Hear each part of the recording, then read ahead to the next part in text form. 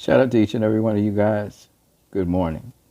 So, when I think of what J Rock did, it's really monumental because he beat a guy who none of us thought he could beat in Jared Word. And he didn't just beat him, he outclassed him, beat him up on all of that, damaged both his eyes and stuff. It was a spectacular performance by Jared Hurd.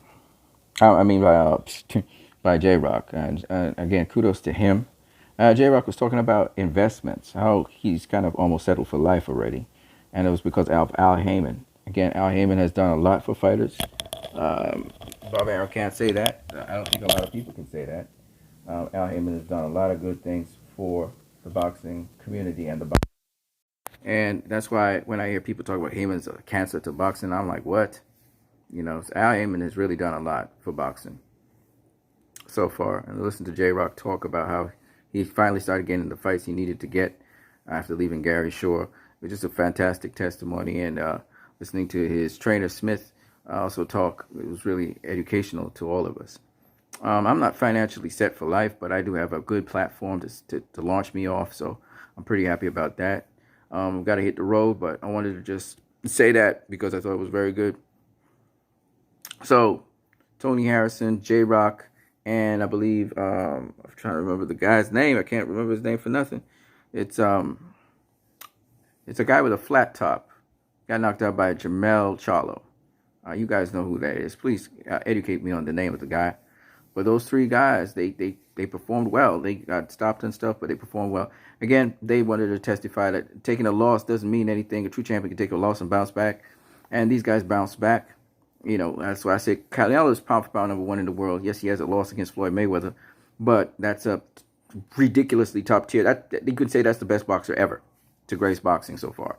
So a loss to Floyd Mayweather is not really bad when you think about it. So another thing that J Rock said is styles make fights. So you can't say, okay, because this guy beat this guy, that means this guy would beat the other guy. I know that, but sometimes I actually compare how a fighter may have performed against another fighter, not necessarily to show that the fighter is better or worse than the other fighter. It's just that it's to show that the fighter is someone who has gone through the gambit with one fighter, one particular style, and handled it better than probably another fighter did handle that style. So that's what you say. You know, fighters, when they go into the ring, they adjust to the other fighter because no two fighters really fight the same way twice. All right, in boxing, even the same fighter, he may not fight another fighter the same way. So it is what it is. Boxing is a very nuanced thing. I like what J Rock said also concerning the reporters and the commentary and the media, because media has a lot of influence, and especially for people who don't know anything about boxing, who just see boxing for the first time, it's important that the commenters especially know what they're talking about in the ring and don't give misinformation. And J Rock was talking about how biased the media can sometimes be. So I'm happy that he mentioned those things as a fighter when I looked at the interview. And he said a number of other very good things as well. How he just kind of blocked out the negativity to be able to focus in, dial in, and do what he had to do. So I just wanted to share this boxing video. Thank you so very much for those who have subscribed to my channel of recent times. We now have, I think, 10 more subscribers, so it's now 930 subscribers we have on this channel. We need to get 70 more subscribers, guys. 70 more subscribers. I think it was what? Whatever. We need to get 70 more subscribers. Excuse me. Or less on this channel. So, guys, please help me get more subscriptions. You know, share my videos so that we can get more subscriptions on this channel. Also, remember, you can also donate to this channel via Western Union or MoneyGram. That will help me so that I can do more boxing videos for you guys for an indefinite period of time. It give me some income as well. And the more income I get doing this is the more I'll do it. The other thing I want to talk to you guys about is the upcoming fights over the weekend that's coming up. Of course, we know Wilder's going to face Brazil. Unless Brazil is able to pull a monumental upset like how Tony Harrison did and how J Rock did. I see Deontay Wilder knocking him out, stopping him, okay? The other thing I wanted to talk about, which I thought was very interesting, is hearing J-Rock's prediction that he thinks Tony Harrison is going to beat Jermell Charlo yet again. He's saying the style matchup is just not favoring Jermell Charlo. He may be right. Jermell Charlo was comprehensively beaten by Tony Harrison. And I mean, a lot of people talk about, strength and power, and people go back to the strength and power for reasons unknown to me that Jermell Charlo has. I want to know about boxing IQ.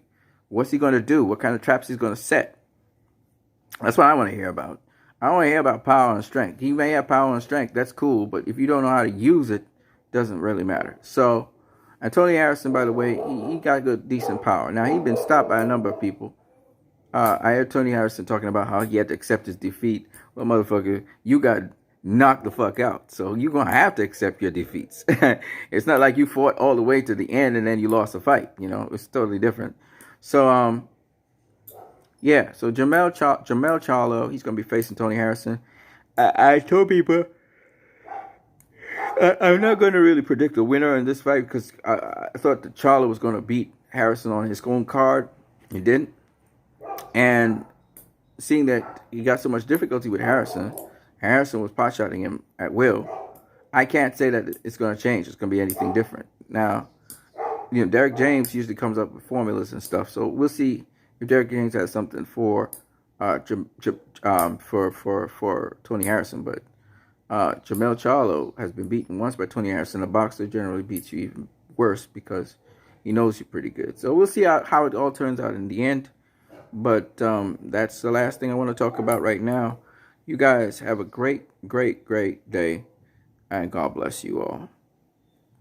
Deuces. Peace.